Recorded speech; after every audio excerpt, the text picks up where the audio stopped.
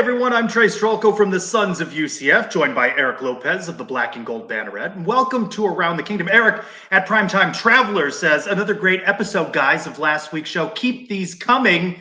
And so we have. Eric, how are you? I'm doing good. I'm just happy you're here. I just found out that I'm going to lose my softball analyst for the last 3 seasons. She's moving on to another job. So unless you got some news to tell us, Trace, hopefully you're sticking around longer. I plan to be back week after week, Eric. You're not going to join the football staff, No, I don't think that is in the cards. But welcome everyone to Around the Kingdom. We've had fun the last couple of episodes. I'm looking to have some fun on this one. Before we get going, time to welcome in the other part of this team, Adam Eaton from the Sons of UCF, keeping an eye on the clock, keeping us on task. Adam, how are you? Greetings, gents. I'm doing well. Welcome back to another episode. If you're new around here, here's how this works. Eric and Trace will talk to some topics. When the time gets a little short, you'll see this clock pop in the corner. That's how you know the guys are going to speed it up and finish up their topic. You see the list of potential agenda items on the side there. And Eric, Trace, can't wait to see how you guys battle this week. Battle. Eric, battle? I got my fist ready. All right, let's get going. First category, Eric, called I Trust in 2023 for the UCF football team. What do you trust in these Knights? I trust that the Knights will be able to run the football. They've always been able to run the football under Gus Malzahn. Their running backs are fantastic. I think they will be able to run the ball with John Rice Plumlee in his second year in the system. I think he'll make better reads than he did last year. People forget John Rice Plumlee hadn't played quarterback. I know it's been well documented for, in a couple of years prior to that.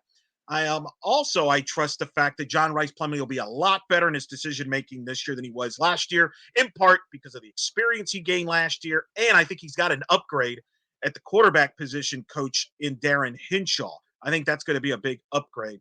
I also trust this defense. I think this defense has the athletes. I know they're young in the secondary, Trace, but I think this defense is going to be on the top half of the Big 12, in part because, nobody plays defense in the Big 12. So I trust UCF in that regard, and I trust that the fan base, the Knight Nation, will support them and have a great home field advantage this year and support them on the road. All right, not a bad list. All right, so on that last point, I trust that Knight Nation is more excited about this season than any previous season. I think all of the building blocks are in place. I sense that buzz. Now, maybe it's because you and I are connected and we're covering the programs and we're doing shows like this one, but I feel that there's energy and juice around the program like never before. So I think there's a lot of excitement, the most excitement ever going into this season.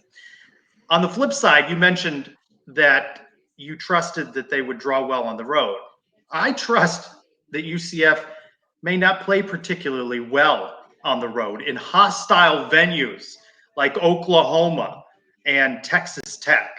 I think that this is not Temple in an empty Philadelphia Eagles stadium and other sparsely attended venues from the AAC. I think they could be shocked by what they face on the road in hostile environments. So I anticipate and I trust that there are going to be some struggles on the road. I trust also in offensive line coach Herb Hand. He coaches up his players. There's changes along the offensive line. I think when we're talking Power 5 football, Big 12 football, how you do along the lines is going to dictate, as you said, the strength of the running game. And I think they'll still figure out some of the pieces. They've got transfers that have come in, but I trust in Herb Hand that over the course of the season, he will mold that unit and it be a very cohesive force. I as well trust in the running game. I think you have so many options there, not to mention, of course, John Rice Plumlee, but so many different options. I'm looking forward to seeing who's the new Isaiah Bowser in that role and how these running backs fit into Darren Hinshaw's offensive scheme. So I trust in the running backs no matter who's there. And I actually trust in special teams. I want to see what we get from a second year out of Colton Boomer, Mitch McCarthy at punter, and the return game. I think changes in college football indicate that, you're not going to have as many returns, and we haven't seen them in several years, but I trust in special teams. And, right, you want to do well offensively, defensively, special teams. I trust in this special teams unit. Wow, trust special teams and trust. That's a big statement there. I mean, I do trust Colton Boomer will do a good job in field goal kicks, but we haven't really had anything great positive about special teams and returns in a while. That would be a nice welcome for there. But leave it to you, Trace, on this particular topic segment to go negative and saying you trust this team's not going to do well on the road. It's a new year. Come on. What are we doing? I stand by that. I trust that they're going to struggle in big time venues. Well, so. if you trust them to struggle, I can't wait to find out this particular question, which is, Trace, what don't you trust about UCF this upcoming season? I don't trust blank. Well, I remember something my grandfather, right? Not an original quote, but trust is earned, not given. That is something he would say. I don't yet trust that John Rice Plumlee has turned the corner. I know that Darren Hinshaw is talking about we're going to throw the ball downfield, and I like John Rice Plumlee, a defender of John Rice Plumlee. But show me John Rice Plumlee when it counts, not again against Temple or in this coming season, Kent State, Villanova. Show me at Kansas State. Show me against Baylor that you've turned the corner. I think as Night Nation has talked about, as John Rice Plumlee goes, so goes the season. And I don't quite have that confidence at this point. So I do not automatically trust that he has turned the corner.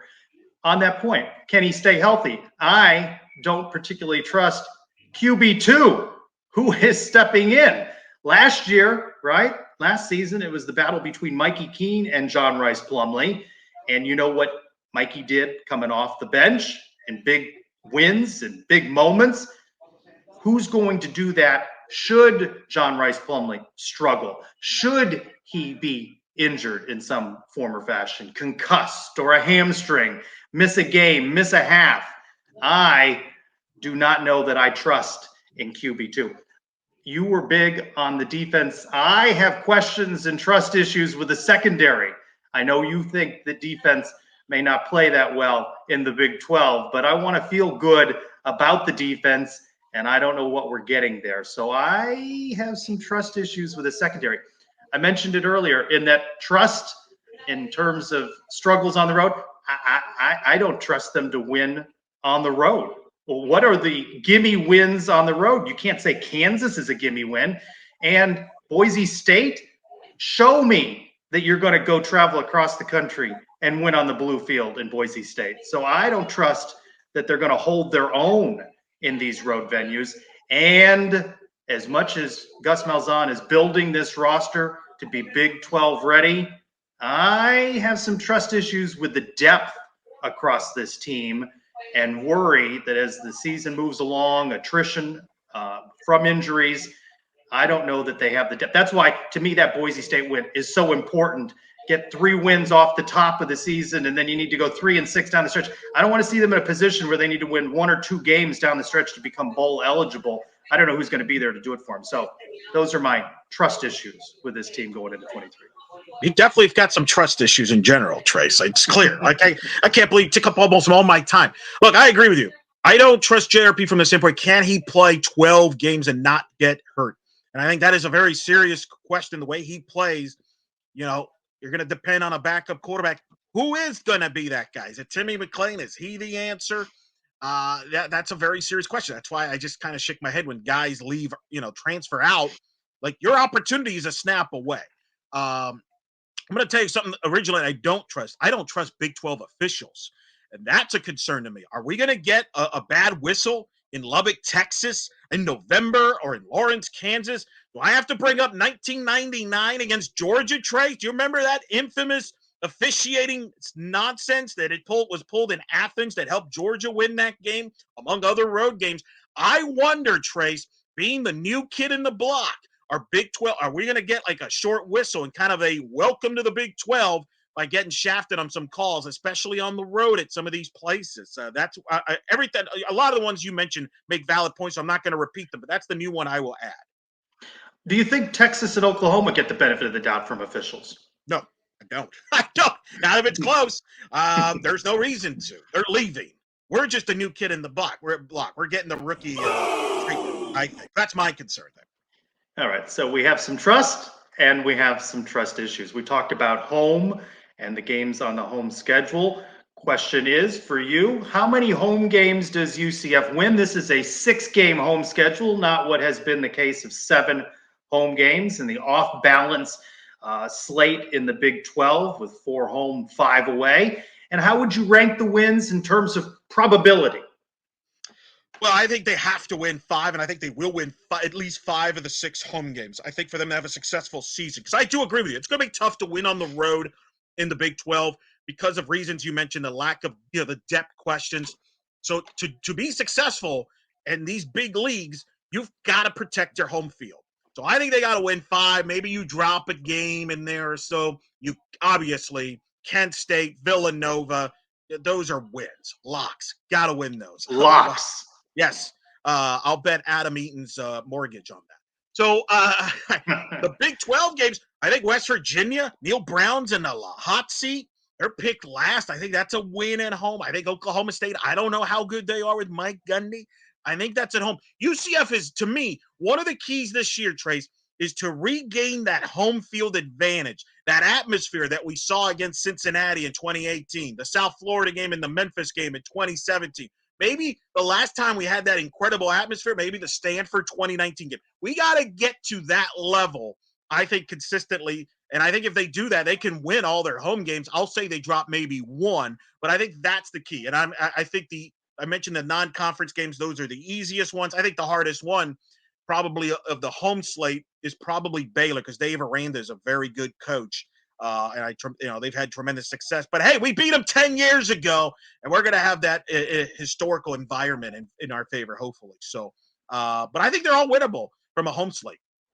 Yeah, I agree with you. I think they are all winnable, and I think it is important that Night Nation come out full in support. Of course, the 3 games against the Big 12, traditional Big 12 foes have already sold out. Still awaiting an announcement if that Kent State, Villanova, Houston game will sell out. I think that obviously all these games are winnable. I think that they could go 4-2, 5-1. Villanova, the easiest, then Kent State.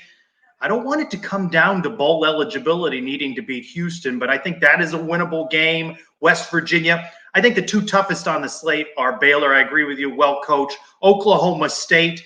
That to me is a tough one as well. I think a minimum of 4-2 on the home schedule. I mean, certainly no worse than 3-3. And then who would be the 3? You're saying they're going to lose to West Virginia or Houston in there, assuming a Kent State and a Villanova win. So I think 4-2, and it's not beyond the possibility that they could run the table, but they need to get back to defending the bounce house and winning as many games as possible, because road games are going to be tough in the Big 12.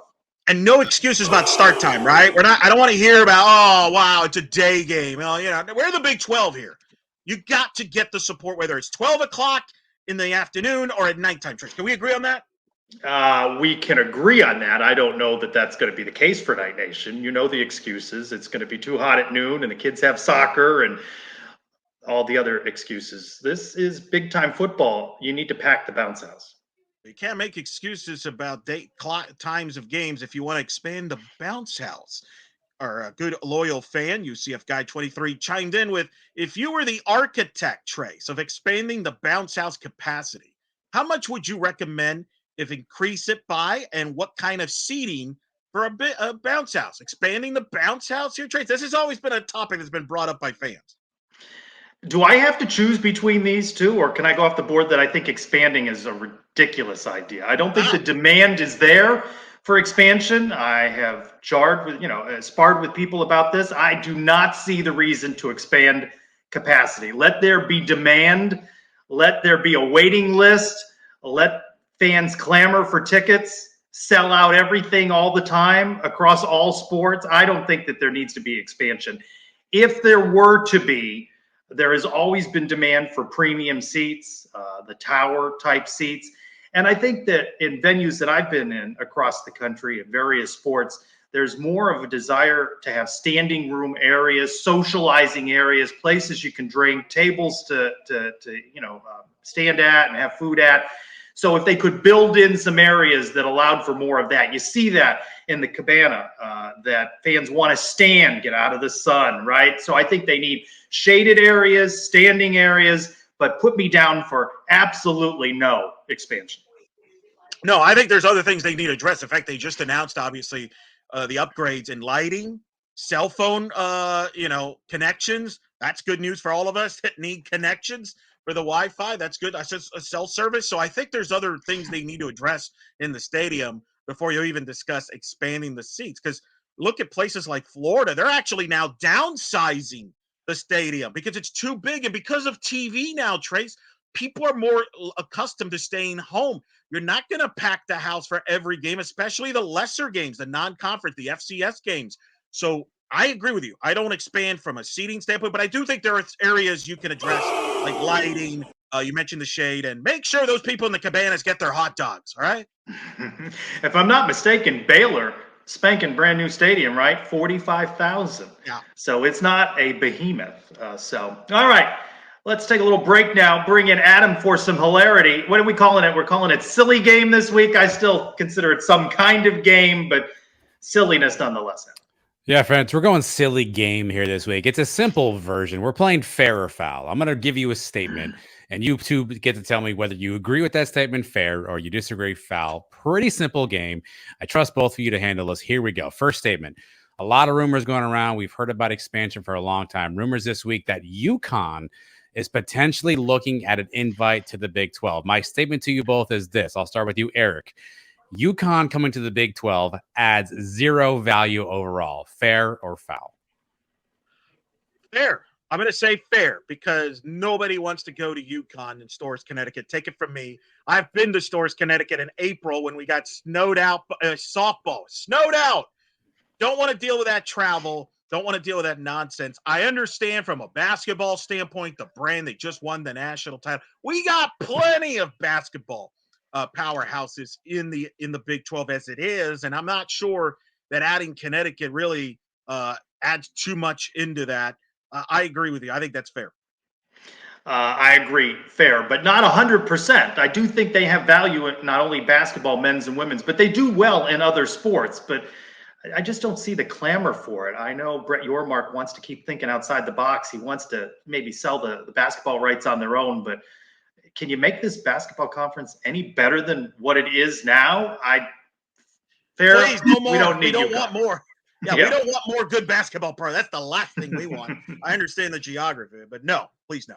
I'm still here, Phil. I think that the challenge is football adds value from a value standpoint, and the football program at UConn is certainly not up to par. So I don't know that adding UConn adds anything there. All right, next, fair or foul.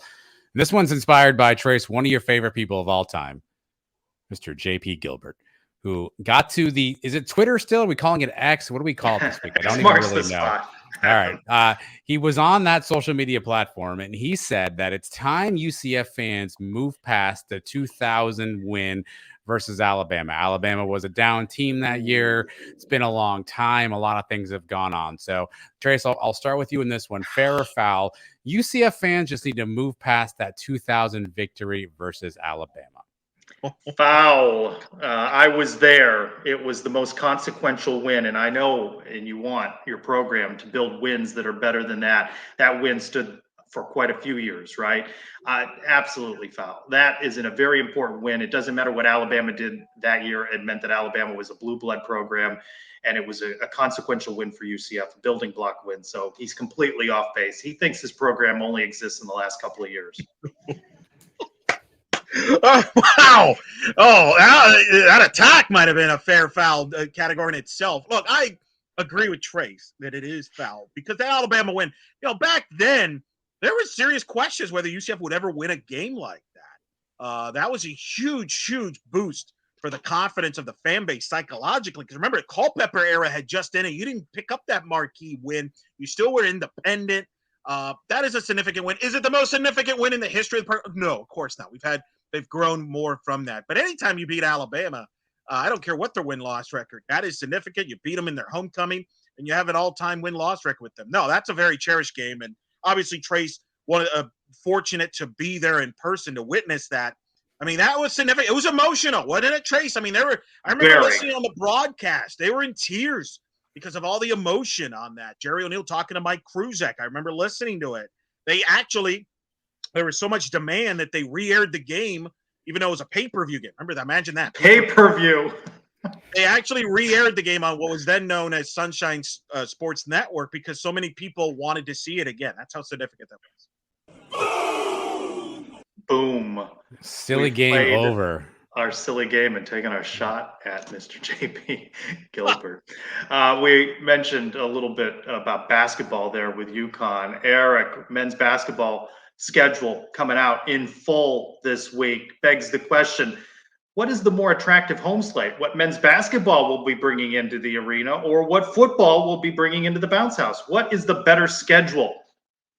Well, from a conference standpoint, it's without question to me, it's men's basketball. You've got one of the three most biggest brands in college basketball history. One of the three biggest blue bloods. When you think of blue bloods, people think Kentucky, North Carolina, and Kansas. And Kansas is going to be in the building for the first time ever. That is the biggest brand name that's ever going to play in this arena. And then you have Baylor, who won a national title a couple years ago. The home slate for UCF in football does not match that.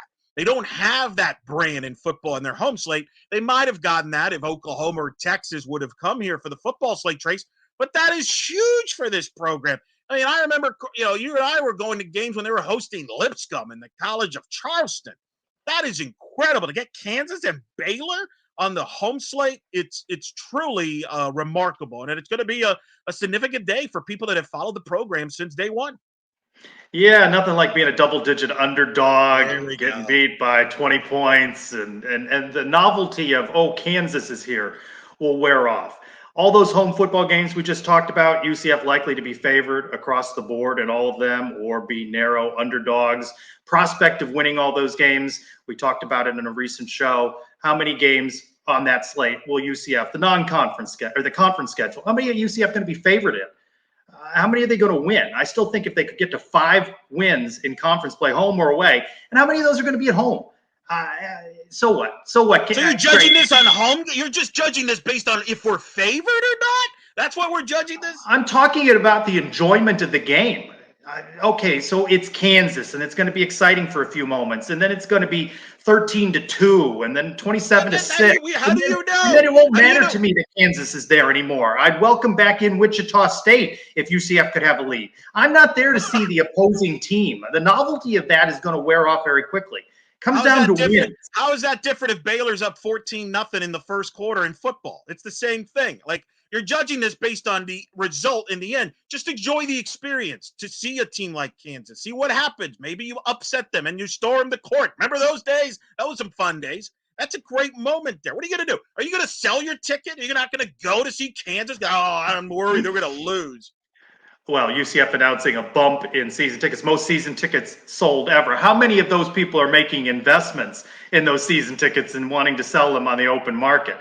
People aren't coming to see UCF get beat, right? They're going to bring out a lot of fans from these opposing teams, Kansas in particular. I think the novelty of that wears off. I think if UCF, John Rothstein's got him 14th, I think the novelty of that wears off. When are we going to that creates wins? To me, it's a results-driven thing. Wait, when are we going to support the team itself? You can't just, we're going to win, so then we'll show up. You got to support the team, get a good atmosphere, help it turn it around. You're just waving the white flag before the race even starts. What kind of fan is that? Elo has become Putty from Seinfeld. Support the team. I'm just saying, Kansas. Holy mackerel, I lost my mind. All right, moving on home. We're going to go from home to road, and UCF on the road. And our friend Brian W. Peterson, at least for now, maybe he'll be Brian. This guy's in every show. Have you noticed this? It doesn't matter what it is. He's jumping into a show.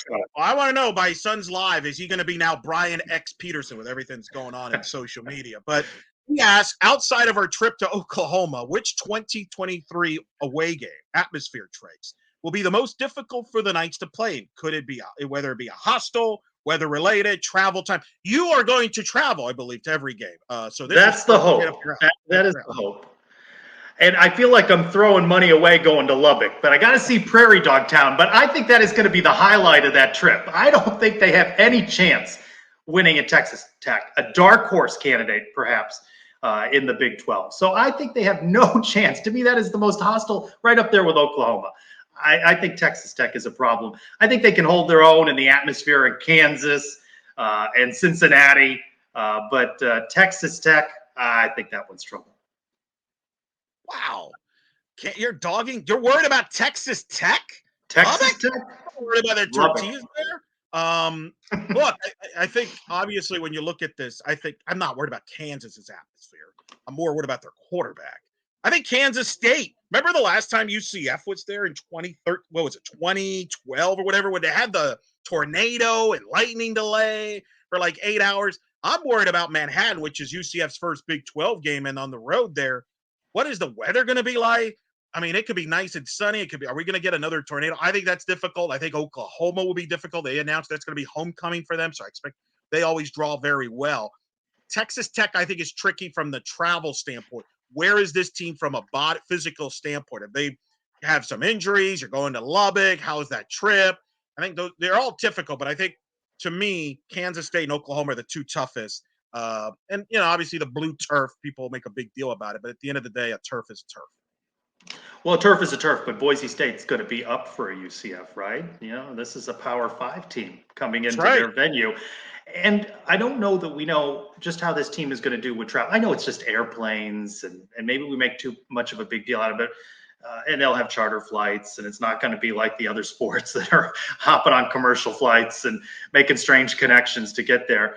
But I still think they have to deal with the rigors of travel in a way in which they haven't. And I think that Boise State game proves tricky. To me, a lot hinges on this season and their ability to go to Boise and get a win. With the Kent State and the Villanova, chance to be 3-0 before you begin conference play. Oklahoma, you mentioned the homecoming game, which, of course, people are going to have some fun with. There's a lot of juice in that game. But I stand by. I think Lubbock is a difficult environment for anybody. And the time of the year, what will the attrition be like on this UCF football team? How will depth come into play? Will they go there as strong as they could? How important is it? Have they reached that bowl eligibility, mark by that point? Have they racked up and defended the home turf? So put me down for Texas Tech, and then right after that, Boise. Boise. I do agree with you that Boise will set the tone for the rest of the season. And here's the thing, Trace. You like it or not, Trace, because you were always the defender of the little guy. No, we can't lose to those Boise teams anymore. Because if you lose now, it's on you. Now we're on the other shoe. Remember, we used to complain about, they don't give us the respect because we beat this Power 5 team. Now we're on the other shoe where if they lose that game, they're going to hear about it. Let's go real quick on Matt Dolan. At Mr. Matt Dolan says UCF football only has winning records against 3 P5 teams: Alabama, JP Gilbert, Alabama 1-0, Baylor, Houston. Which team do you absolutely guarantee is added to the list this year? Kansas, Oklahoma, Cincinnati. That series is tied 4-4. Oklahoma State, Texas Tech. I've already ruled out Texas Tech. I think they get ahead in the Cincinnati game. So they move up 5-4 in the all-time series. They take the lead. I take Cincinnati as the guarantee road win of those. I'll say Houston, senior weekend. Come on. We're going to beat Dana Hogerson there and have the lead there. Well, they already have the lead on Houston. So it's which one? All right, I'm going to say Kansas. We're going to win at Kansas. It's not basketball. It's football. You're bailing on that too, Trace. Listen to you bailing on that. All right, bring back in Adam. Adam, what did we learn? What did we get right? What did we get wrong? What do you want to correct us on? Yeah, there's a lot going on. You guys did a nice job overall. Here's a couple of fun facts. Trace, you talked about that quote from your grandfather: "Trust is given, not earned." Anyone know who said that quote? My grandfather is he was not the first. I don't think. A lot of people attribute that to Marlon Brando. It's actually Hussein Nisha who quoted that in the 1800s. Marlon Brando from The Godfather often gets credit for that. You talked about home wins for teams. Fellas, the team that has had the most home wins over the last 5 seasons in the Big 12, Oklahoma, at 29. That's 5 a season. If you throw Oklahoma out, next up, Iowa State 24, which is almost 4.8 per season. And last but not least, Eric, I've got your weather on the 5s here. Manhattan, Kansas in September. The average temperature 82 degrees. It only rains about 6 days a month in September. So UCF maybe looking at a nice weather situation in Manhattan, Kansas. Ooh, that's good. Trace, you're gonna have to give us a forecast for that. weather forecast. We need to weave in a meteorologist as we get closer to football season. We will end with one more thing I saw on the site pizza.com, Eric, the top 10 pizza toppings. Let's begin. See if any of your favorite pizza toppings make the list. What are your go-to toppings on a pizza? And I'll tell you where they rank. I've got extra cheese and pepperoni is my go-to. Number one. 1, 2. Pepperoni 1, extra cheese 2. 1, 2 on most popular toppings. Mine, black olives and sausage. Sausage 5, black olives 6. That is my combination. As you get to learn a little bit about it. One more correction. Is extra cheese a topping? It's already on there. You're just adding They charge you for it, Adam. If you ask for the extra cheese, they charge you. So it's a topping, man. Okay, fair enough. Depending on which pizza service you go to. That is true. They do. What about ham? Is ham listed? How about ham? We go ham was not listed. Pineapple. That's 8. No, get out of here with pineapple. What are we doing?